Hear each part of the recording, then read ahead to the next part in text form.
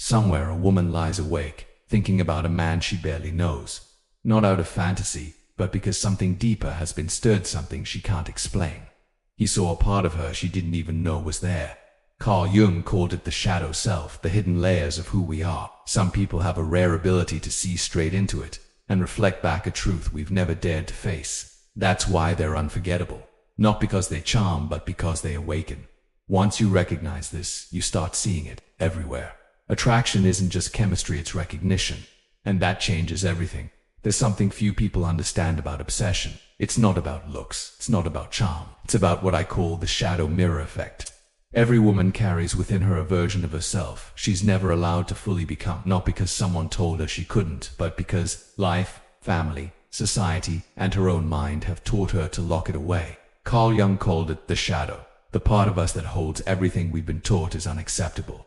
For many women, that includes their desire for chaos, their hunger for control, their attraction to danger, and their longing to express sides of themselves that clash with the good girl image.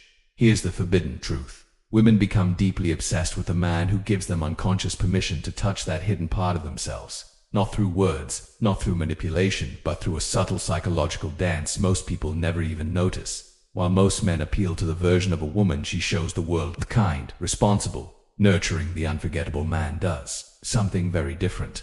He responds to the parts of her she hides. When she makes a sharp, slightly cruel comment, he doesn't flinch, he smiles, intrigued. When she shows a flash of selfishness, he doesn't shame her, he sees it as human.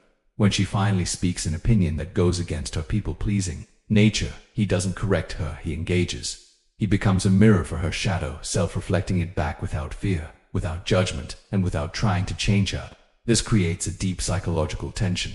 She begins to feel a pull, need to understand why he sees her differently than she sees herself. That tension is called cognitive dissonance, and instead of resolving it by pushing him away, her mind clings to him. He becomes the only person who feels real.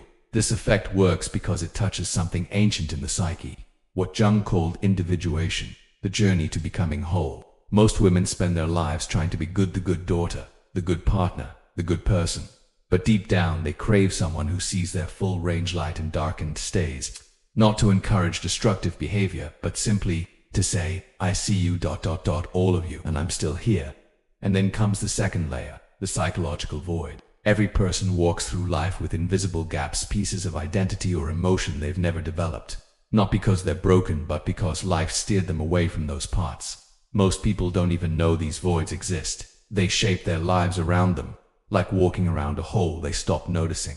The unforgettable man doesn't just reflect her shadow. He unconsciously fills the gaps she never realized were there, not by fixing her, but by being the embodiment of something she's never allowed herself to be. Especially for high-achieving, self-controlled women, this is a revelation. They've built their lives around structure, safety, and being in control. But when they meet someone who holds space for everything they've suppressed, who shows up as the missing piece to a part of themselves they've long denied, it creates an emotional intensity that logic can't touch. She doesn't just want him, she needs him, because through him, she finally sees herself, not the curated version, but the full, unfiltered truth. And once she's seen that, every other connection feels shallow. She thinks before she speaks. She weighs consequences. She stays composed, measured, responsible. And while these are strengths, they often come at a quiet cost to suppression of other parts of herself. The parts that never had permission to exist. These repressed traits don't just disappear. They form what I call psychological voids, empty spaces in the self-spaces where spontaneity, aggression, intensity, and moral complexity should live. But don't. She's always been the planner, the one who calculates risks. But there's a part of her buried deep that wants to act on instinct, to say yes without thinking, to feel alive. She's learned to be collaborative, agreeable, intellectually gentle. But there's a side of her that wants to argue, challenge, even dominate just to feel the power of her own mind unleashed. She's been taught to stay emotionally balanced, to process feelings rationally, but she secretly craves intensity, passion, feeling something all the way. And she's been rewarded for being morally clear, for knowing right from wrong. But within her is a deep, private fascination with ambiguity, with questions that don't have answers, with paths that aren't clean or easy. The man who becomes unforgettable doesn't replace these missing pieces. He doesn't give her something she doesn't have. Instead, he gives her permission to access what she's always suppressed. Through him, she reconnects with a version of herself she forgot it wasn't even possible. And that's more powerful than being wanted for what you provide. That's being wanted for who you allow her to become. When you embody the qualities she's repressed in herself, spontaneity, sharpness, emotional depth, ambiguity, something strange happens. She projects those lost parts onto you. Psychologists call this projective identification. And suddenly, she's not just drawn to you, she's drawn to herself through you. You become the mirror reflecting her back to herself, but not the edited version, the full version. And the more authentic you are in expressing these traits, the more undeniable it becomes. Those qualities aren't just yours, they're hers too. This creates a psychological dynamic that feels almost addictive, because being around you doesn't just feel exciting, it feels like coming home to a self she hasn't seen in years. Seneca wrote, "Every new beginning comes from some other beginning's end." When you activate these hidden aspects of her identity, you quietly end her relationship with a limited version of herself, the version she thought was all there was. Now, you're not just attractive, you're psychologically necessary. Not because she depends on you, but because you've awakened something she can't unsee. Something she can't go back to living without.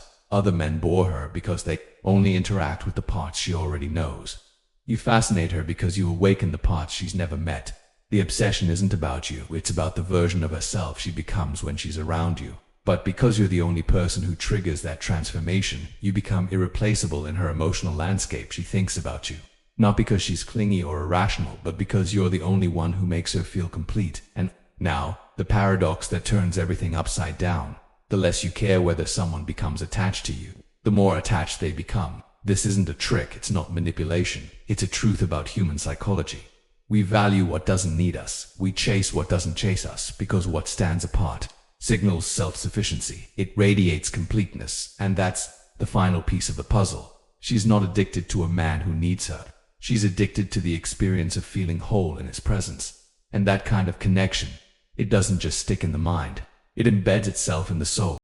Think about every person in your life who you find most intriguing, most magnetically attractive. They all have one thing in common. They are exactly who they are, whether you exist or not. Their sense of self, their interests, their emotional state, and daily choices don't depend on your approval, attention, or presence. They're not performing. They're not trying to impress. They're unapologetically themselves. And this self-possession creates what psychologists call psychological scarcity. Not because they try to be rare, but because truly self-possessed people are. Most people, especially in romantic situations, immediately start adjusting themselves to be liked. They monitor reactions, modify behavior, seek validation. But needing validation signals dependency, and dependency kills attraction. Women become obsessed with men who show what I call outcome independence. Complete emotional detachment from whether she likes him or chooses him. But here's the paradox: it only works if it's authentic. You can't fake not caring while secretly watching for approval. Women's intuition for neediness is razor sharp. Genuine indifference only comes when you care more about your own path, growth, and mission than about romantic outcomes. Marcus Aurelius wrote, "You have power over your mind, not outside events." Realize this and you will find strength. This is the psychological paradox of indifference. When your emotional state depends on internal factors rather than external validation, you become magnetically attractive to those still seeking validation. This dynamic makes her try harder to earn your attention and approval. But since your sense of self doesn't depend on her, you stay stable no matter what she does. Stability in the face of emotional volatility is incredibly attractive. Most men become more eager when they sense interest, which kills attraction, because it shows their behavior depends on her.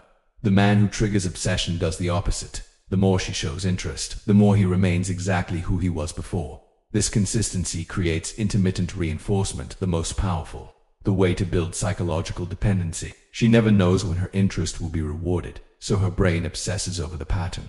But this only works if your consistency is genuine, not a manipulative game. Women instantly spot the difference between a man who truly doesn't need their validation and one pretending not to. Here's the forbidden secret. You can't create obsession by trying to. You create it by becoming someone whose internal world is so rich, external validation becomes irrelevant. That kind of self-possession is irresistible because it's exactly what she wishes she had herself.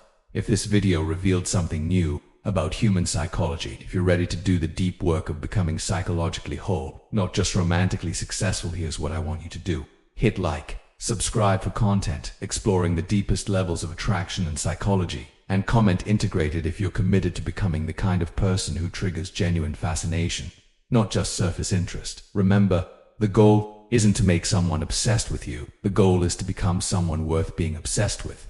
There's a difference, and that difference changes everything.